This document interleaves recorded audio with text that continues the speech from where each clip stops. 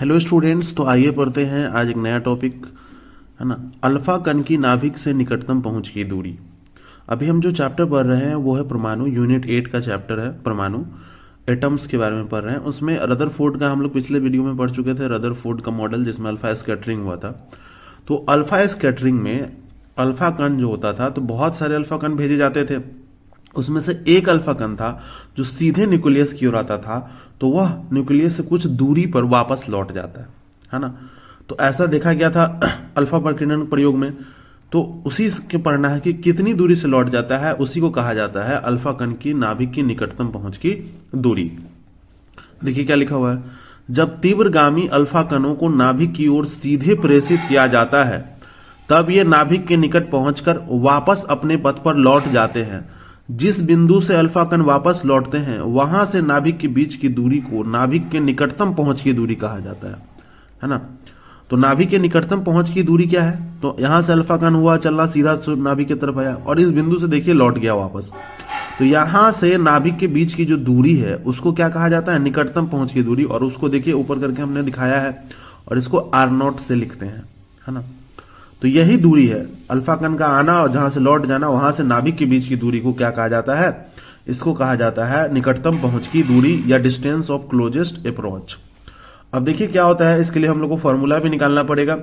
अब है अल्फा कण अपने पथ पर वापस तभी लौटती है जब उसकी गतिज ऊर्जा वैद्युत स्थितिज ऊर्जा में बदल जाती है। यानी कि उसकी जितनी भी, अब अल्फा कण आएगा तो उसकी गति करते हुए आएगा तो उसकी गतिज ऊर्जा होगी।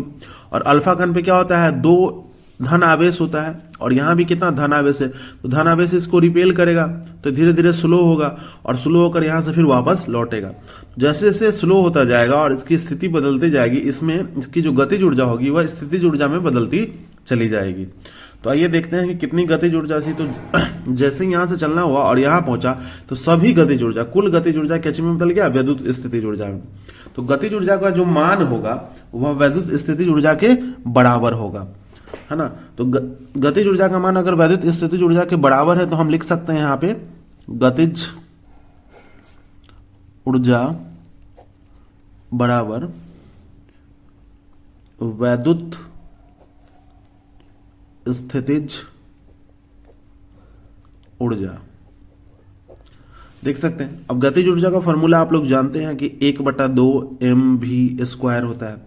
और वैद्युत स्थितिज ऊर्जा क्या होगा, तो इसको यहां से यहां तक आने में कुछ कार्य हुआ होगा और वही कार्य किसके रूप में जमा हो गया होगा, वैद्युत स्थितिज ऊर्जा के रूप में।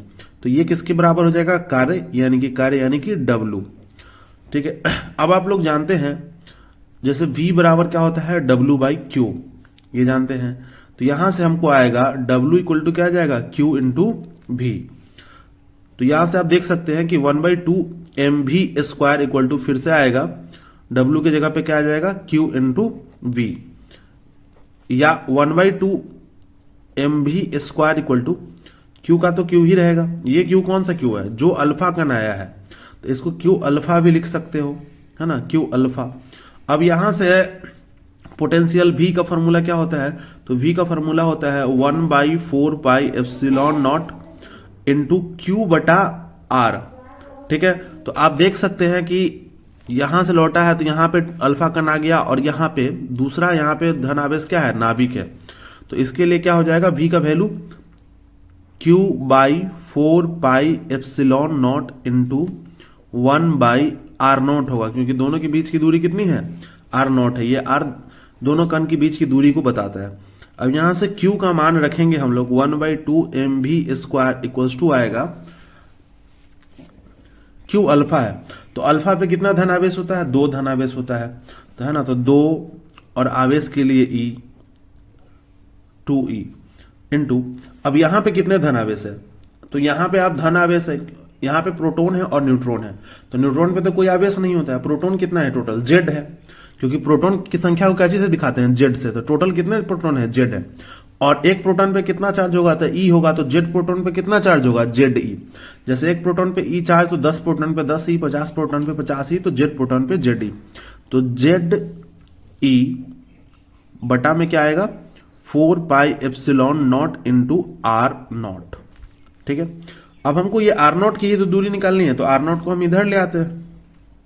तो ये क्या हो जाएगा 1/4πε0 इंटू 2e इंटू जेडी बटा 1/2 mv², या फिर ये आर नॉट क्या चीज में कन्वर्ट हो जाएगा, आर नॉट इक्वल टू ये सॉरी हाफ mv² क्या चीज में कन्वर्ट हो जाएगा, काइनेटिक एनर्जी में। तो उसके जगह पे ई के लिख सकते हैं, तो 2e इंटू जेड ई बटा ई के।